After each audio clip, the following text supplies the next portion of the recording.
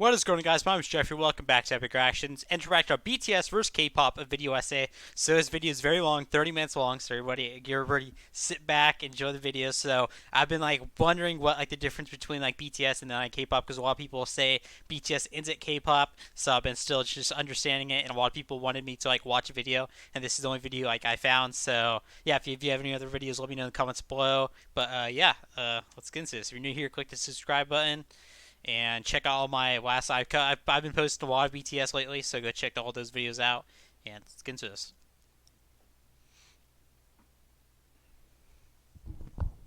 What's up?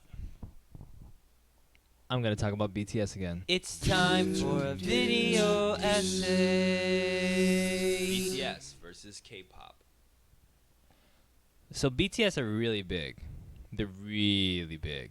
They're big beyond the imagined constraints that groups like theirs are meant to reach. They've shattered numerous records for South Korean artists, including easily breaking the record for highest selling South Korean album with a 7-track EP that came out less than a year ago called Map of the Soul Persona. According to the Hollywood Reporter, they account for almost $5 billion of the South Korean economy, rivaling the value of that of Samsung and Hyundai. That's Those are crazy, multinational, That's multi-billion-dollar so corporations being rivaled by a 6-year-old music group from an indie entertainment company. And in response, the rest of the world is confused as Their fans, I swear to you, it's like the Beatles have Lazarus just risen from the dead. People are Map of the really Soul, which has already had 3 million pre-orders. We have some very big fans right outside the studio today. Millions of let's make them win. Charlie million Puth. retweets and everything. It makes me and Shawn Mendes are how do we get this type of fan base? K-pop is a genre of music, and in order to be a K-pop Best artist, K-pop is this you got to go racist. through K-pop college, and that's actually a real thing. It's understandable that people would be confused. How could a music group whose primary language is Korean dominate international markets? That's what Americans have issue with. They don't understand how a group from a musical group from South Korea could dominate the world musically. Americans just can't grasp the fact, because Americans just have an ego that they have they have the best music, they have everything. Which a lot of our musicians like Justin Bieber, Drake, they're literally Canadians, so I don't understand. And then Ed Sheeran's literally from the UK, so is Adele, and they've been basically the top 4 the last number of years. So we're not America doesn't have see, that's why I just don't understand. Americans are just weird, okay? They're just weird. To the point of being the best-selling record globally in 2019, with one EP that had one single. In order to understand, at least well enough, how BTS became this big, you'd have to have an understanding of South Korean history, the South Korean music industry, international hip-hop, and social media fandom at the least. And most publications either aren't able to gain these understandings or don't care to. So instead, most of the conversation focuses on one ostensibly understandable part of BTS's identity: K-pop. I mean, after all, BTS are a K-pop group. Right? Maybe? I think. You can't gain a true understanding about BTS's rise to success without understanding the world they came from, which is K-pop. The problem is, most people don't understand K-pop or BTS as much as they think they do. What do you think when you think of K-pop, casual audience member? I'd guess you think of screaming teenage girls, perfect looks and choreography, simple English hooks, and of course that spooky underbelly that every magazine and their mama has lined up to cover over the years. There are 2 problems with this. One, BTS have succeeded in great part due to their divergence from these common K-pop qualities. But when BTS and their success are constantly grouped in with K-pop by Western media, the people being introduced to them who only know those things are going to think that BTS success comes down to those things, which could be further from the truth, but still isn't really true. And 2, K-pop is a lot more complicated than the ideas everyone has of it. Even the people that study and discuss Korean music disagree on their definitions of what K-pop is and what the term K-pop even means. I've been tangentially in the media industry for less than 2 years, and covering BTS for less than a year, less than half a year.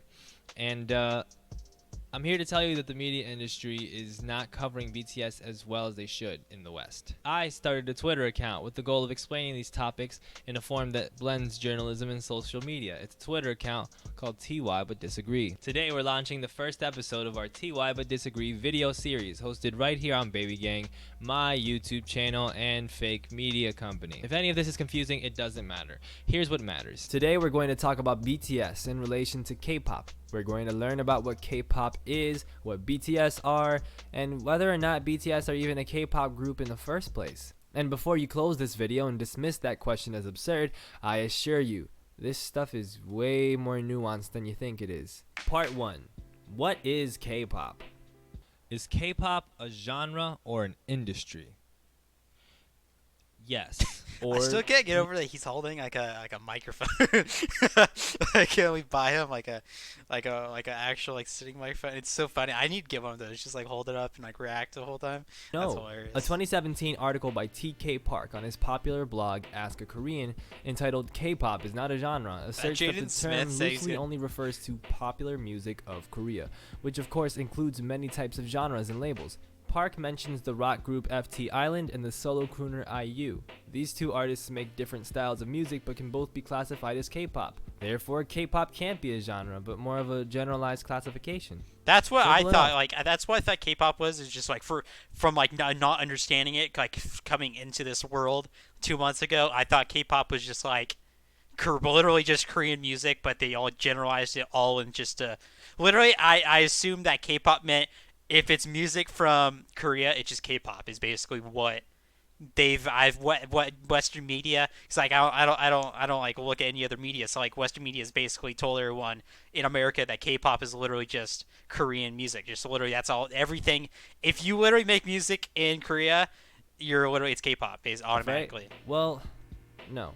It's important to remember that genre classification in general does not strictly refer to musical stylings. At least, this is the assertion held in a response article by Lizzie Parker at the blog Beyond Hallyu from the same year, entitled, "Is K-pop a genre? Yes. Yes it is." That's the title, I didn't exaggerate that. Parker does not entirely throw out Park's valid assertion that K-pop is a loose classification meaning popular music of Korea, but contends that this makes it a genre all the same, as all genre classifications have this same looseness. Quote, "No one actually uses genres to make concrete, definitive lists of specific kinds of music.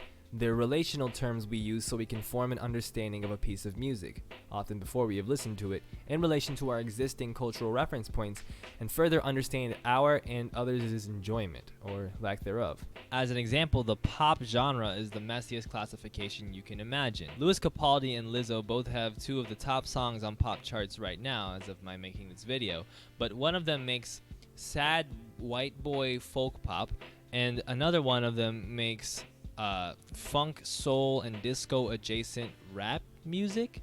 They're both pop artists in that they employ accessible music qualities. They have catchy melodies, they've got accessible time signatures, conventional mixes, but from a technical standpoint and from a cultural standpoint, they couldn't be any more different from See, each pop music, especially in America, is just so like such a wide-ranging thing. Like a lot of people call like Drake pop music because it's just so like pop music has become just basically popular, just like whatever is popular. People just say that's pop music. If like anyone can listen to it, it's pop music at that point, I guess. Both authors make valid points. Given that K-pop basically means Korean pop, that means that this sloppy genre classification still qualifies in a way. The only difference is the subcategorization of this music being primarily or entirely created and marketed by the Korean music industry, mostly in the Korean language and mostly performed by Koreans or people of Korean descent. In the United States, genre classification has strong ties to racial and cultural barriers. As described by the musicologist Robert Fink in a PS Mag piece by Jack Denton, quote, "The way genre works is to create categories that are partly musical, but also have a lot to do with the perceived identity of the artists and the target market. This could partially explain why K-pop is such a prevalent term in the United States, but is by many accounts used far less in Korea. Instead, the term idol music is used to describe what Americans typically deem K-pop, as Okay, in the I didn't know groups and that. solo acts I who didn't know create that. hybridized Korean songs with Western pop music qualities, and usually present with precise choreography and makeup. Now that we've deconstructed the term K-pop a little bit, let's talk about what idol music is. And Yeah, in America, I feel like music, like, cause like they've also always had like barriers like country music, pop music, rock, and rap and hip hop has basically like been ignored because it's a significant amount of like black rappers. So like, in America, it's been like ignored. They don't get really awarded at the Grammys. They've been just basically awarded for like white artists. But now like it's gotten so big here in America that they like are basically having to represent, like having to talk about these. And then like Lil Nas X making a country song, a rapper making country song, they literally basically wanted to say it wasn't a country song, but there was a story with it. It was basically a country hook. And what you're seeing in America is like all of like the different genres are literally breaking down, and it's all becoming like one. Like country music now has basically become pop music. Rap is going to become, it's all going to be like one music. Like everything's getting intertwined now here in America, I feel like. And it's just all, yeah, it's all coming together. That's just my opinion, though. But, you know. where it came from. In order to do that, a brief history of music in South Korea. Let's go. For centuries up until the late 1800s, Korean culture was shaped by Sino-centrist ideals, deeply influenced by their proximity and allyship with China. This led to the preeminence of Korean Confucianism, which entailed the emphasis on things like a stringent shared moral code in social situations, a respect for elders, and a necessitation of ritualism. Those rituals extend to the traditional music styles of Korea. Works which followed a pentatonic music scale, involved Chinese-derived instruments and garb, and included genres like pansori, which is a type of storytelling via vibrato-heavy, open-throated pentatonic scale singing. These styles of music involved very conservative performances. The body is still, the clothes are unrevealing of any flesh. The lyrics were even oriented towards Confucian ideals of family and morality. Japanese rule over Korea led greatly to the introduction of Western styles of music, particularly classical styles and even balladic styles that translate more directly into modern pop music. Then after World War II, Japanese rule over Korea ended and Western artistic influences came from the United States more than anything, especially through the brief and turbulent period of American occupation. Things ebbed and flowed and changed over the decades. South Korean audiences became more and more appreciative of Western sounds, particularly as the television and the karaoke machine grew to become highly popular and as the economy improved. Hip-hop became a phenomenon in the West during the 80s, and its influence disseminated throughout the world. Sotaejian Boys debuted in 1990 and completely abandoned pentatonic scale structure, making full use of diatonic hip-hop, rock, and pop sounds. They also incorporated dancing, which had been utilized successfully by artists like Sobangcha before them. They weren't the first to do these things they did, but they were the most influential, particularly in how they synthesized these elements, how they reformed the conventional music TV formats and other music formats, how they built a really strong fan base of young people, and their overall explosive entry into the Korean music industry signaled a change in things to come. Sotaejian Boys, by the way, were pretty badass. They wrote their own stuff and they played their own instruments, and despite their music not carrying the same leftist ideals necessarily that previous attempts at Western music had in South Korea, they were still unafraid to challenge status quo and older generations in a very un-Confucian way. Notably, in 1988, South Korea lifted travel restrictions on its citizens. After Sotaeji, Westernization in Korean pop music accelerated quickly, with the rise of groups like HOT, who are considered the first idol group as they were the first to be scouted, trained, and put together to become a hit boy band, as well as the rise of Korean dramas like the big 2002 hit Winter Sonata. A sudden, drastic, and ongoing increase of intrigue in South Korean culture and art began globally. This phenomenon is referred to as Hallyu. As a side note, I recommend that those interested in Hallyu read Kim Bok-rae's past. I hope he explains like the idol thing and like finding them as kids and like training them to like be like, that's, I feel that's very weird to me still. That's like weird. Like I don't know. Like I guess like the gift and they like train them. Like I don't know if like they make it sound like it's they literally like force these kids to like become idol music. Like I'm sure that's not what it is, but like the way they make it sound like is that's what it's very fascinating to me how like they like scout like children like that are like good at like certain skills and then like train them to like be. That's like. But I guess we do honestly. America does the same thing with sports. I guess too. I feel like See, like South Korea, I feel like you guys are we're like heavily into music too, but our main like entertainment thing is like sports, basketball, and football, well, American football, and like people literally scout these. So I basically, it's the same thing, honestly. Like like in basketball, baseball, and football, American football, and then like your guys' music is like very like the way like it happens like with like scouting and then training and doing all that. It's very very similar actually. Never mind, I take that all back. It's literally the same thing. Never mind.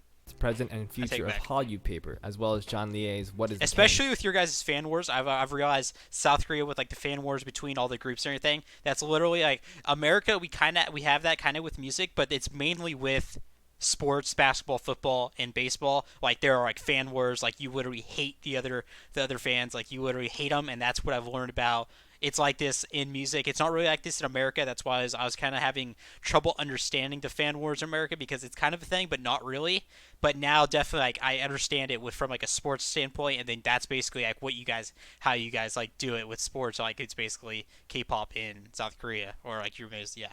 K-pop, which greatly informed this history section of the essay that I'm doing. In the former, Kim states the following of Hallyu in its focus of decentralizing Western culture by adapting it. Quote, under the current circumstances, the Hallyu boom is emerging in the modernized/industrialized East Asia where people with an economic power have a strong desire to be the cognitive subjects of their cultural activities. In this context, Hallyu can no longer be considered a simple cultural acculturation, but a transcultural phenomenon or a process of cultural power reorganization through the complex/dynamic movements of people, mass medias, and transnational capitals. Thanks to this eventual embrace and aim for perfection in the realm of popular Western forms, South Korea's economy is boosted drastically year by year by its cultural exports. Understanding Korean history teaches us a few things. One, that Korean culture is divided between past and present, between Western ideals and the remnants of Confucianist, Sinocentric ideals. While South Korean society still retains these moral codes and customs related to respect and ritualism, it's also being pulled quickly in the direction of more liberal, rebellious, anti-traditional ideas, in part because these ideas are fueling boosts to the country's economy. This conflict manifests in the I think same thing is happening in America too. We have in America we've always had a very religious country, Christianity, where you basically there's a tradition of Christianity in this country where you follow these like moral codes, such as like South Korea, how they have moral codes, and starting to with like the younger generations, like it's starting to vanish as time is going on. You're seeing more like because America's always been like weird about like sexual things, like very weird about like they do not, but it's starting to like it's like coming out more and more and more and more.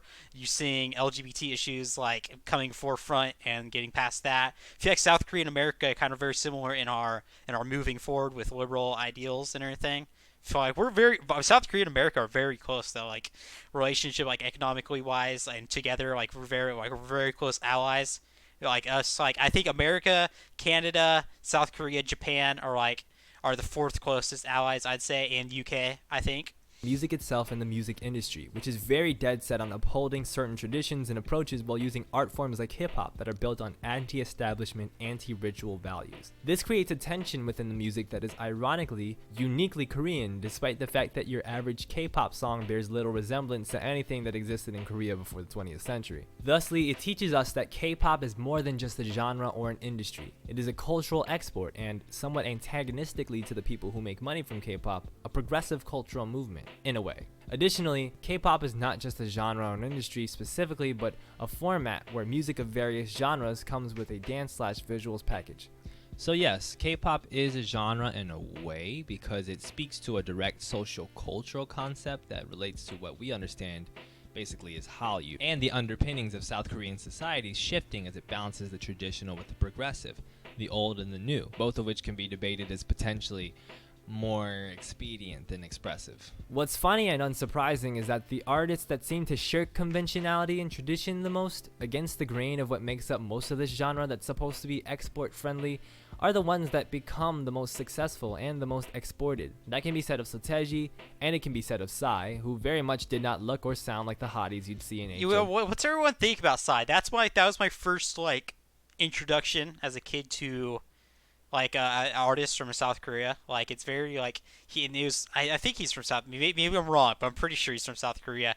And Gangnam Style like blowing up. Like I don't. It's still one of the weirdest things that happened because I'm pretty sure he's from South Korea, but like it like blew up for that year. I forget, maybe like 2012. It literally blew up, and then everything just disappeared for like several. Like he literally disappeared. Like I never like heard about him in America. Like he was basically just gone out of Americans' public eye just with that music. But everyone loved it. Like everyone like loved the song. But I feel like I don't know if it was more like I don't know if Americans actually loved it or Americans were kind of just like making fun of the song with like the Gangnam Style and like the dancing. I don't know if Americans were like I don't know if they took it serious as like real music or not, or if now that I look back at it, I don't understand. I don't know if Americans were actually like the music or like kind of like making a mockery of it, and that's why it got so. It was like kind of like a meme. I think it was a meme, honestly.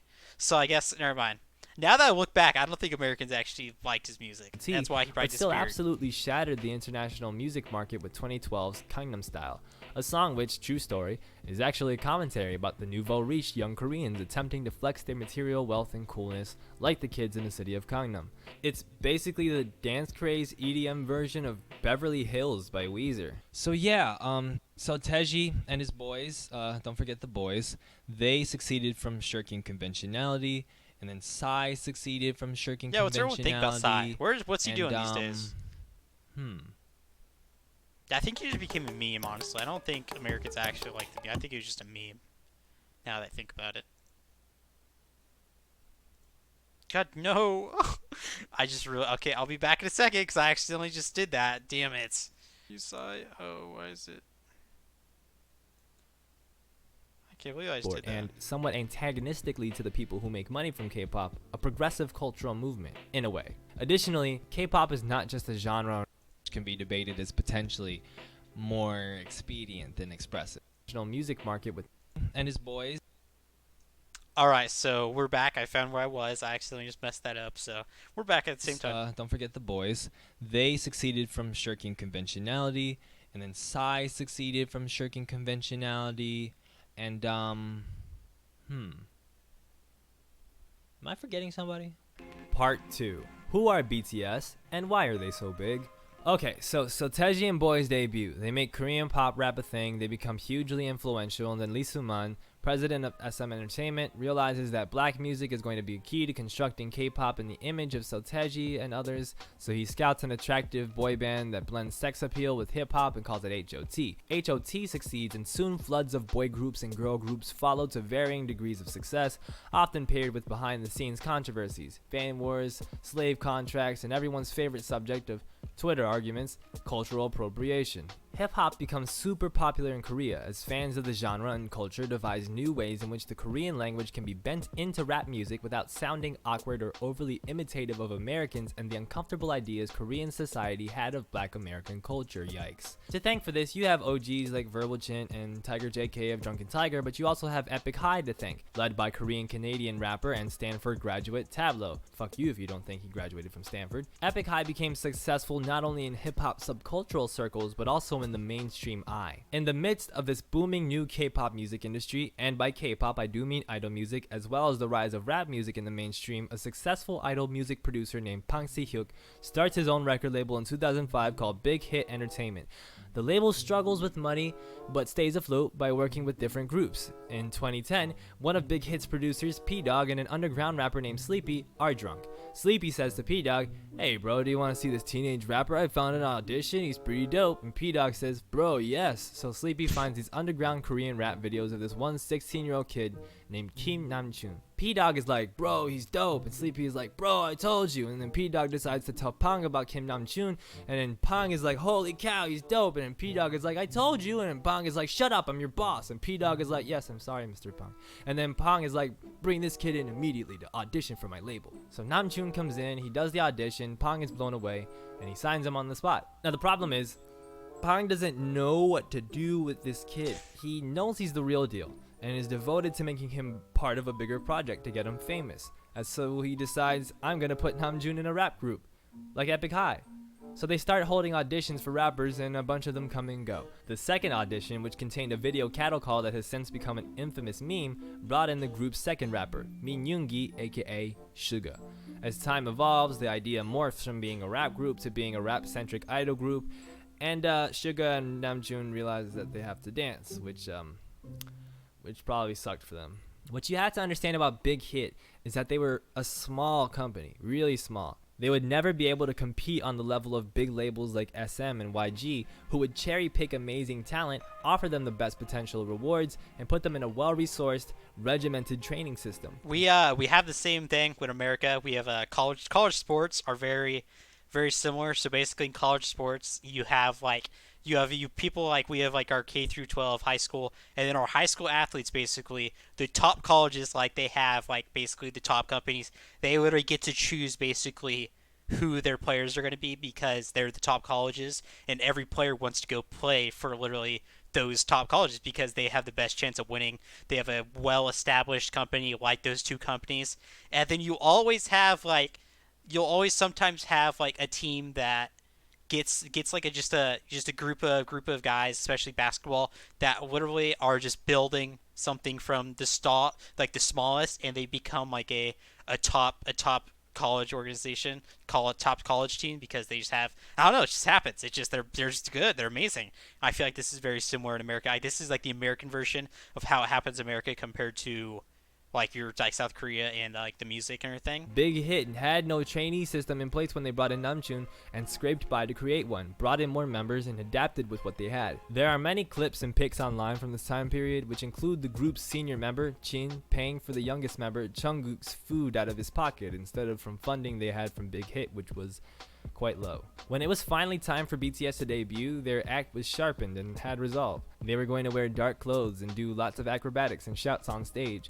They were going to critique Korean society based on their own feelings and influences from groups like Epic High, as encouraged by Pang and as part of Big Hit's mantra of music for healing. They were going to film themselves a lot, capturing their struggle to get better from the beginning. Their second ever reality show featured the group heading to Los Angeles to get drilled on hip-hop culture, which was to be a fulcrum of their ethos. So how did this group succeed so much more than any other big group before them? Generally, I'd say it's because they blended the subversive, progressive virality of acts like Sotaejian Boys and Psy with the well-trained dynamism of big groups like Big Bang and EXO. But perhaps more importantly, BTS Should I listen to EXO? A lot of people have been telling me EXO is like legend, like they're legendary in South Korea. It's like the legendary group apparently, other than BTS, like they're literally legendary. Is what I've been told. Had an ethos. Being a fan of BTS meant sharing in that ethos. BTS and Big Hit pushed music for healing. Each of their records have messages, implicit and explicit, which encourage social change, respect, and self-healing. Their first ever series of albums, known as the School Series, tackled the commodification of dreams and the pressure from older generations, themes that would later surface in anti-establishment anthems like Bepse and Paradise. Or take the later Love Yourself album series as another example. The self-explanatory title bridges together a conceptualized album trilogy by the group which delved into themes of self-love and exploration of identity. And bear in mind that this kind of stuff, the trilogies, the thematic through lines, that's stuff that hadn't really been done in this format at all prior to BTS and became influential moving forward. These albums were not only written to appeal to young audiences, but to guide young audiences to happier, healthier lives. And in this way, BTS perfectly called to the duality we see in the history of K-pop, blending the exportable Western ideals of progressivism, expressivism, and rebellion with the Confucian ideals of respect and patience and morality. This is why older audiences as well as non-female audiences also highly approve of BTS, especially in Korea. They don't see the same facetiousness or consumerism in BTS's methodology. The general quality that gets brought up is authenticity or organicness, which are at their roots very confusing and toxic words but still feel apropos in describing the unique quality of BTS. Let's look at another article written by the aforementioned TK Park alongside author Youngdae Kim. It examines the boy band label given to BTS and how BTS compare with other boy bands throughout history, saying this of their organic status. Quote, BTS's music comes across as organic because it is a natural output of the members' own minds. It is not a coincidence that BTS began their musical journey with hip-hop, the genre that perhaps has the highest bar for authenticity. Lead rapper Kim Namjoon writes his lyrics, so does Suga, who also produces, so does J-Hope, who also produces, and the rest of the group, all vocalists, all contribute to the creative. That's the thing about rap especially rap is very like you are supposed to write your own lyrics. Like that is like writing, like you have to write, like literally that's the biggest thing with Drake and the ghostwriting. That's like a lot of people say that he's not a real rapper or anything because he didn't write some of his lyrics on the Take Care album.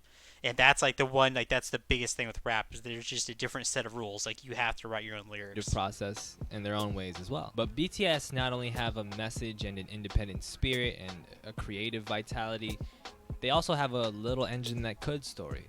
A feel-good tale about this one under-resourced group that stuck to their guns and ended up succeeding past all of the other much more well-resourced, richer, more conventional groups. It's also worth noting that BTS's fan base is incredibly culturally and demographically diverse in general. It includes all genders, all sexual orientations, and all age groups. That's not to say that there aren't fans of other groups from all demographics, it just doesn't split quite as evenly as BTS's fan base does, usually. You see tweets from older married couples excitedly ruminating on seeing BTS live for the first time. These dynamics are not only unprecedented within K-pop, they're unprecedented to any boy band anywhere in the world, perhaps including the Beatles, whose pop work and more subversive work mostly engaged younger and artsier audiences, while BTS appealed to all age groups and interest groups. When you simply label BTS as a K-pop group or as a boy band and then paint their fan bases sex-crazed young women whose attraction to the group stems from physical attraction and general excitement and hysteria, you not only are sort of painting a bad image about young women in general and their tastes, but you're also missing a key component of why the group is successful. So if labeling BTS as a K-pop group isn't wholly accurate, is it accurate at all? You need a logo. Why not make it today? Why not make it today? Conclusion. Are BTS a K-pop group? Yeah, they're a K-pop group.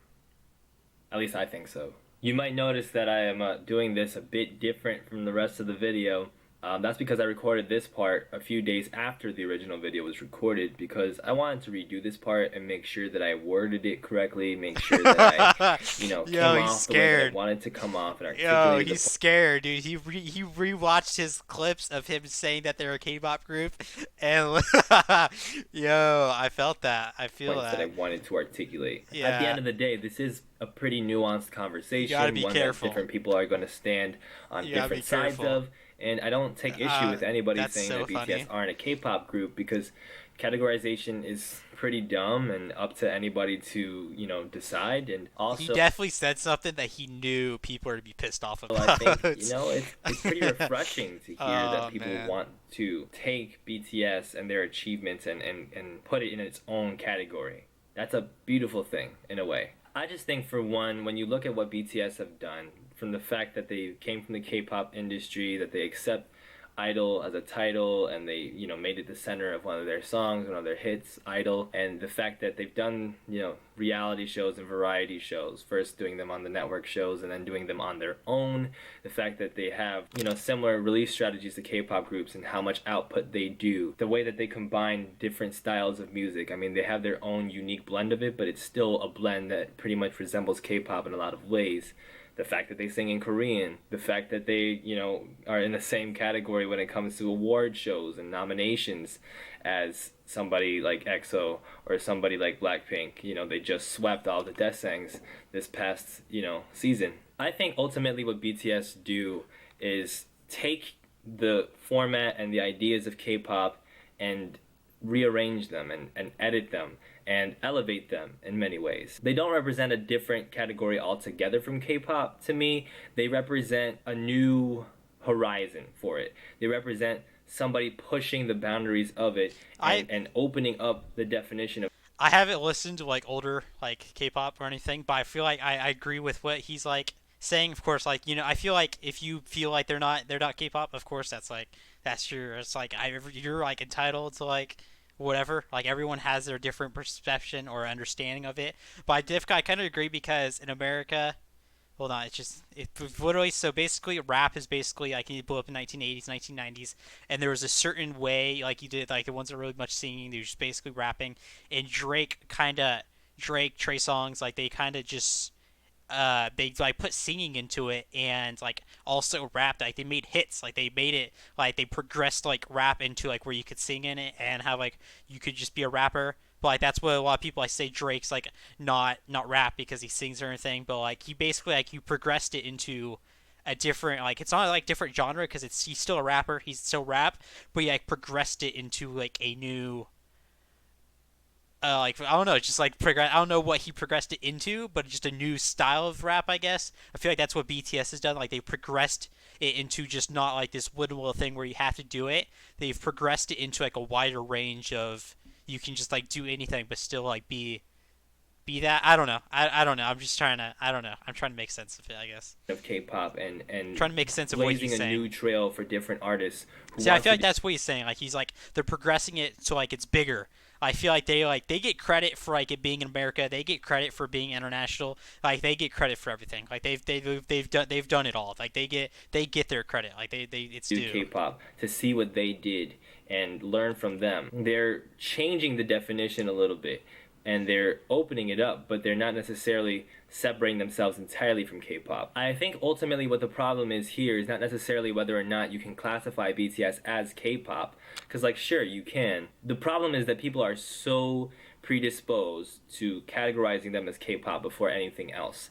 The problem is that people want to wash over the unique elements of the things that they do in order to just classify them as a K-pop group and attribute all their success and their glory to that. That's not fair and that's not smart. It's not smart even when you do it with other groups that have pushed the boundaries of K-pop, like a Soteji or like a 17 who write and produce their own music, like a G-Friend who are similar, like IU who does amazing conceptual work as well. I think that these people are not necessarily separate from K-pop, but you can classify them as so many more things than K-pop. You can classify BTS ultimately as a pop group or a pop rap group or whatever before you classify them as K-pop, because they belong in the same category as someone like Taylor Swift or someone like Halsey, who greatly respects and admires them, or Ariana Grande or Billie Eilish. I mean, these are the kind of artists that BTS find themselves in the same I find level. them similar to like Post Malone and like I find them similar to like Drake and like Post Malone because they like rap and they also like sing. Like they rap heavily in their songs, but they also have like amazing hooks and sing. They remind me maybe probably like Post Malone honestly mostly, and then like these two like Drake and Post Malone they remind me of like their hooks and then the rapping. Like they could be like you could say they're a rap group honestly, and that'd be fine. Like you could say they're pop to me. You could say they're like rap to me. Like I'd be fine with all of these different classifications of BTS honestly. Like it's. Level of I feel global like you could success classify as. them as They're so the many type different of things. artists that ultimately BTS are similar to in many ways, and yet because they're Korean and because K-pop is a part of their identity, it pretty much dominates the conversation unfairly. We are very easy going when it comes to classifying people regionally when they come from other regions, but not recognizing that we are regional artists ourselves in the United States. That's kind of poorly worded, but whatever. Ultimately, I think that's the message of Idol, is that they are K-pop artists, and you can call them that, but you can also call them many other things. They're Yeah, proud you of can that also part call of them whatever you themselves, want. but to define them as that would be to be missing the entirety of the picture. And that's something that happens with media a lot. We categorize things very easily, try to attribute things in nice little boxes without recognizing the big picture, especially for something as gigantic as BTS. Yeah, that's what I think people just do not like getting into the details of something and reading into it. People just like to see, like they just like generalizations and classifications because that's simpler for people. People like if you're not interested in something, it's hard for people to read about it. So basically, like, what news media does, what literally everything is, they basically just classify it into a group. It literally happens in American politics. Like you're literally classified as a Republican or you're classified as a Democrat, and people don't look into the details of what you actually believe. They just see that D or R next to your name, and that's all that matters. That's literally all that matters. And I feel like that's what people. That's just how people just aren't. People are okay with being ignorant and not learning about something and like getting into it. They just like classifications okay for them. That's just the world we live in. That's just how it is. This is in terms of a worldwide movement. That's a huge mistake. Once you acknowledge that the things people think about K-pop are not entirely true, you begin to see that the supposed separation between BTS and K-pop is not as drastic as one may think, while still being there to some degree. See, I don't know the difference really because I haven't like listened to all of K-pop, so I can't say how much different they are. Like I can't say. I don't know.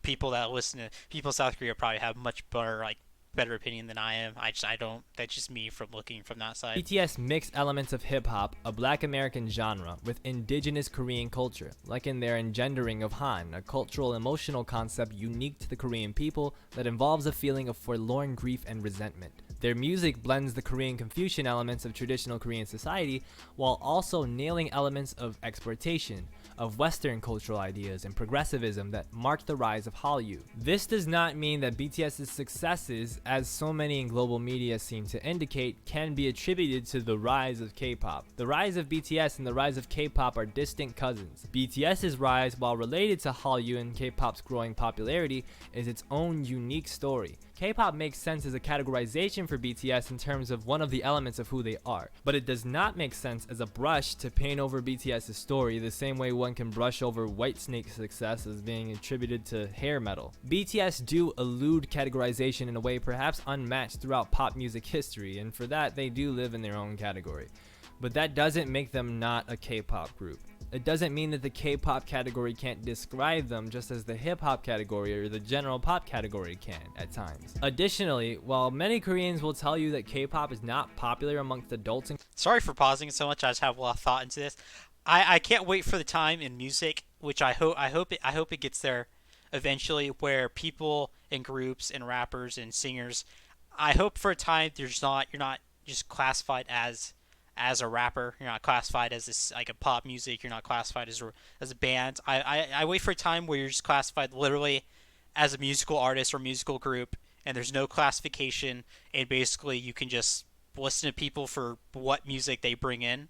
That's what I hope that music gets to. I hope that's what, because like literally if you listen to rap in like this world, like literally you automatically hate country music. Like you don't listen to country music. But have you ever like dived into the world of country music? Have you listened to all the different country artists and tried that? And or if you just decided that since they have the label of country music, you haven't listened to it? And the other way, if you listen to country music, have you dived into hip hop and said, "Oh, I don't like that," because there's so many different hip hop artists that aren't just like defined, that just use that categorization of hip hop, like Drake or Lil Nas X or Jay-Z. Like they just do it so much differently, but there's such a, they just label it as hip hop. You're a hip hop artist, and I can't wait for the time in music where there's no label. It's just music, and everyone has to. But people are just too that's what bothers me. People are just too ignorant to, and too just lazy to like look into that different that category. Like literally, people are just too lazy to learn about it, so they're okay with the label. That's why I hope politics, like I want the Democrat, and I hope the Republican gets taken away from people's names, so people actually have to dive in and learn about their characteristics and why they're different from other people. But people just are too lazy. It's just how it is. Like I hope for its time like we get into that, but I don't think there is. Like in there's Korea nothing. and is not treated as a serious genre. That doesn't mean it isn't a serious genre. The rise of poptimism in American music criticism, while controversial for a number of reasons, does center around the reality that pop music is still a legitimate and investigatable form of music, even at its most saturated and commoditized. This is especially true of pop artists who explore the form through writing and producing, much like Taylor Swift, Kendrick Lamar. Damn is a pop album and it slaps, don't at me. And of course BTS. For years before the climate crisis comes to erase civilization, we will be discussing BTS. We will be figuring out how to categorize them, failing, and then analyzing why we failed. And in the present tense, we have to continue to pressure Western media to cover BTS like the unique phenomenon that they are, not as the symptom of a viral wave or an inhumane industry or a sex-fueled craze, but as a unique, game-changing group of artists. So much of the story of BTS is one of fighting K-pop, from dealing with accusations of faking sales numbers when their album eclipsed Big Bang's album in 2015, to dealing with waves of hateful fan comments you can probably find in videos that have the term BTS and hardship in the title. This extends to fighting the label of K-pop, a label so unfairly loaded it can instantly turn global audiences away, From conservative country boys in the south of the US, to the hyper-masculinist audiences from conservative countries in Latin America, to the leftist communities appalled by the spooky K-pop industry. That, by the way, is its own thing that we gotta cover in a separate video. We forget often that neither BTS nor K-pop can be properly and unilaterally defined. They both wield complicated semiotic experiences. They not only symbolize so many things, but the things that they symbolize differ greatly from person to person. In studying BTS, we observe how a person or group of people's categorization can be theirs to champion or theirs to destroy. How your category can both be the thing you feel you are the least and the thing you feel you are the most. I said that in such a deep and I think I'm gonna just end it here because sorry I've been pausing so much in this video. I just had a lot of thought, a lot of just philosophy in this that I actually enjoyed. I enjoyed how he did this whole video. I really liked it, even though like it's, of course, he has his own bias, and a lot of people are gonna get upset at that. You know, he has his own opinion, whatever. But I just can't wait for music to progress to where you're not categorized as a rapper or a pop singer or a K-pop group, K-pop singer, whatever. You're just literally, when you think of BTS, you don't think of K-pop, you just think of their BTS. When you think of Drake, you don't think of rapper, you literally think of he's Drake, he's BTS, she's Taylor Swift, she's Ariana Grande. There's no just label behind it. I just wish it was just that's who they are. That's who they are as a person, and people just don't get into the details of things. They just are okay with the labels. So yeah, I hope you guys enjoyed my reaction. This is a very long video, so if you're still here, like, I don't know, constantly, if you're still here, comment something. I don't know. I feel like I'm going to have a lot of comments, a lot of reading into what I'm interested in, what everyone has to say. If you're new here, click that subscribe button. Click the like button if you enjoyed my reaction. I love you guys. I purple everyone. Hope you guys enjoyed my reaction, and I'll see you on the next video.